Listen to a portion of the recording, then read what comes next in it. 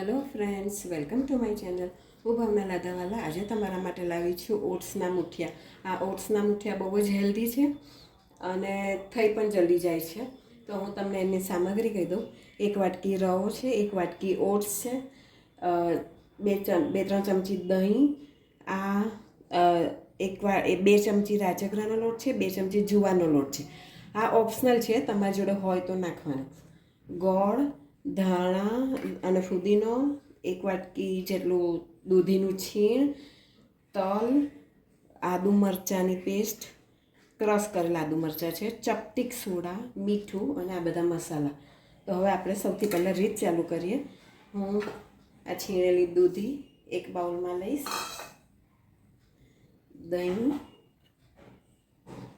ધાણા અને ફુદીનો, તમે અજમાના પાને નાખી શકો છો. આ મરચાં અને આદુની ક્રશ કરેલી એ છે, સ્વાદ પ્રમાણે મીઠું, ગોળ, 1 ચમચી અજમો, 1 ચમચી તલ, હળદર. બસ આ બધો મસાલા કરી લીધા છે. હવે એને સરસ આપણે આવી રીતના મિક્સ કરી દેવાનું છે. આ બરાબર મિક્સ થઈ જાય પછી આપણે એમાં બધા લોટ નાખી દેવાના છે.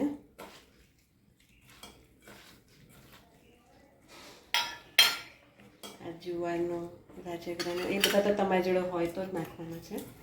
આ 1 વાટકી ઓટ છે અને 1 વાટકી સોજી.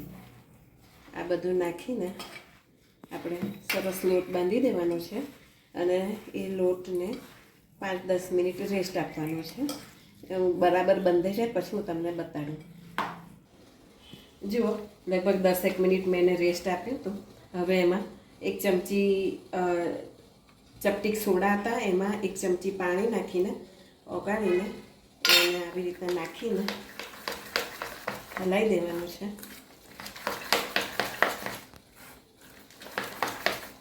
આ બરાબર હલાવી દીધું છે. હવે આપણે મેં સ્ટીમર ઓલરેડી પહેલાં ગરમ કરી દીધું હતું અને એમાં જે પ્લેટ હતી એને તેલ લગાડી દીધું હતું. તો હવે આપણે એને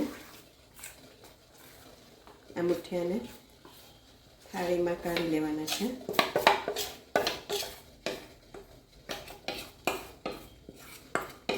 બસ હવે આપણે એને ફેલાવીને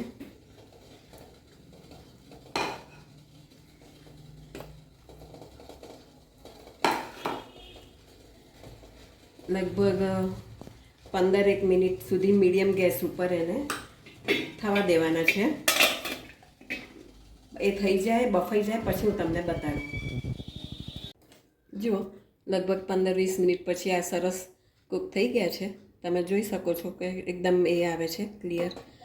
તો હવે આપણે એને લગભગ 5 મિનિટ આમાં સિજાવા દેવાનું છે. એ સિજાઈ જાય પછી હું તમને કેમના વઘારવાના એ બતાડું. જુઓ, હવે વઘાર માટે મેં એક કઢાઈમાં તેલ લીધું છે, 4-5 ચમચી. હવે એમાં રાઈ નાખીશું. આ રાઈ તતરી ગઈ છે એટલે હવે એમાં અજમો નાખીશું, તલ 2 ચમચી અને થોડીક હિંગ. આ બધું નાખીને હવે આ મુઠિયા કટ કર્યા છે એ નાખી દઈશું.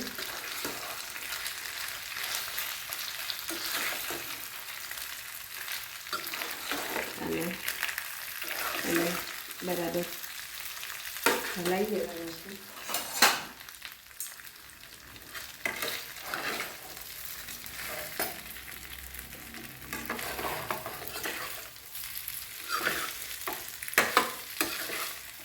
આ બરાબર હલાવી લો અને 2 મિનિટ કડક થઈ જાય પછી હું તમને બતાડું. જુઓ, આ આપણા સરસ મુઠિયા થઈ ગયા છે વઘારીને તૈયાર. આ ઓટ્સના એકદમ હેલ્ધી અને ટેસ્ટી એવા મુઠિયા તમે નક્કી ટ્રાય કરજો. અને બસ ઉપર ધાણા છીડકીને સર્વ કરવાના છે. તો તૈયાર છે આપણા ઓટ્સના મુઠિયા. જો તમને મારી આ રેસીપી પસંદ આવી હોય તો પ્લીઝ મને સબસ્ક્રાઈબ જરૂરથી કરજો અને બેલ બટન દબાવજો. Thank you.